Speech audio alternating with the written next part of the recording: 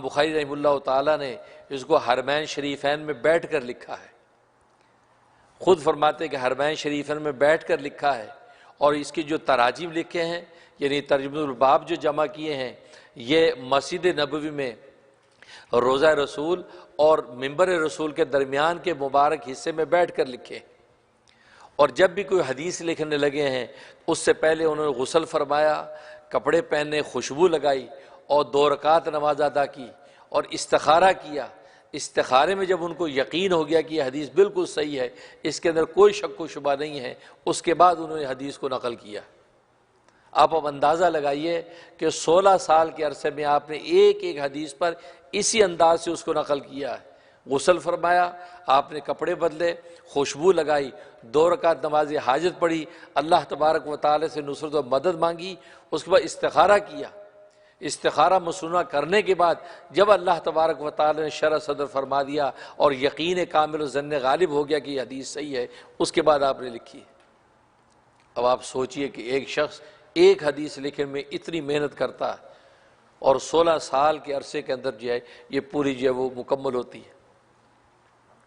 تبھی تو اللہ تبارک و تعالی نے اس حدیث کو جو برکت عطا کر رکھی ہے وہ ہر حدیث کی کتاب کو حاصل نہیں ہے۔ اس حدیث کو جو ہے امام بخاری رحمہ اللہ تعالی نے جب کتاب کو جمع کیا تو آپ کو شان بھی وہ ملی کہ آپ امیر المومنین فی الحدیث کہلائے۔ آپ کو ٹائٹل امت نے دیا امیر المومنین فی الحدیث، کہ حدیث کے میدان میں آپ امیر المومنین ہیں۔ تو یہ وہ بابرکت کتاب ہے اور اس کی برکات تا قیامت قائم ہے، یہاں تک کہ اس کی تلاوت بھی اگر نفس تلاوت کر لی جاتی ہے، جب امت پر احوال آتے تھے، آفات نازل ہوتی تھی تو وقت کے محدثین صرف اس کی تلاوت کرتے تھے، جیسے قرآن کریم کی تلاوت کی جاتی ہے، صرف اس کی تلاوت کی جاتی تھی تو اللہ تبارک و تعالی امت سے احوال ہٹا دیتے تھے، یہاں تک کہ وبائیں دور ہو جاتی تھی، طاعون ختم ہو جاتا تھا اور وبائی امراض ختم ہو جاتے تھے۔ یہی وجہ ہے کہ آپ جانتے ہیں کہ یہ پینڈیمک جو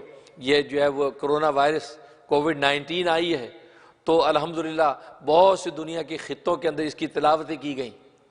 خود میں نے بھی ٹیلی ویژن پر علماء اکرام کو اور طلباء اعظام کو جو یہ تجویز دی کہ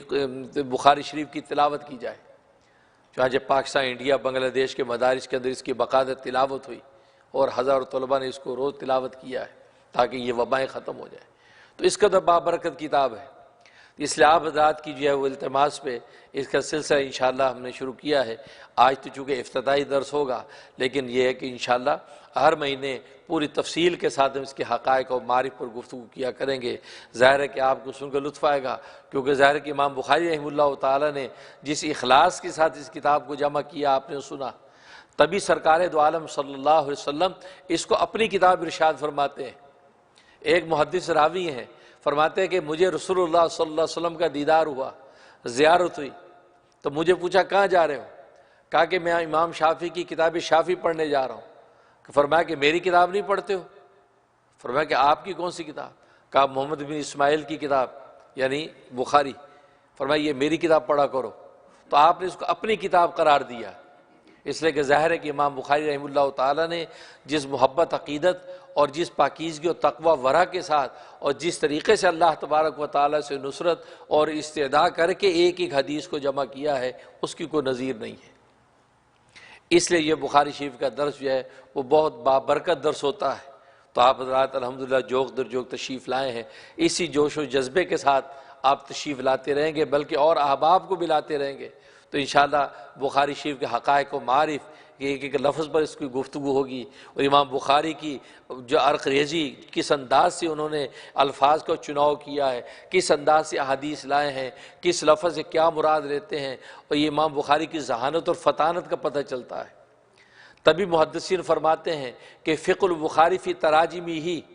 کہ امام بخاری رحمہ اللہ تعالیٰ کا تفقہ، امام بخاری رحمہ اللہ تعالیٰ کی فقہ اس کے تراجم میں بند ہے۔ جب وہ ترجمۃ الباب باندھتے ہیں، باب کا عنوان جب ذکر کرتے ہیں، اس عنوان میں الفاظ اس انداز سے لاتے ہیں کہ اسی کے اندر امام بخاری اپنے مختار مذہب کو ذکر کر دیتے ہیں، اپنے پسندیدہ بات کو ذکر کر دیتے ہیں، یا کسی جو ہے وہ مخالف کے قول کو رد کر دیتے ہیں، یا کسی حدیث یا قرآن کریم کی آیت سے استنباط کر کے اس کے معنی معرف بیان کر دیتے ہیں، الفاظ کا چناؤ اتنی خوبصورتی کے ساتھ کرتے ہیں، تو آپ کو پتہ چلے گا کہ امام بخاری رحمہ اللہ تعالیٰ کی ذہانت سبحان اللہ۔ تو ظاہر ہے کہ اللہ تبارک و تعالیٰ جن قلوب کو اپنے علم و معرفت کے لیے چن لیتے ہیں تو ان پر پھر یہ انکشاف علم ہو جاتا ہے، علوم و معارف ان پر کھلتے چلے جاتے ہیں۔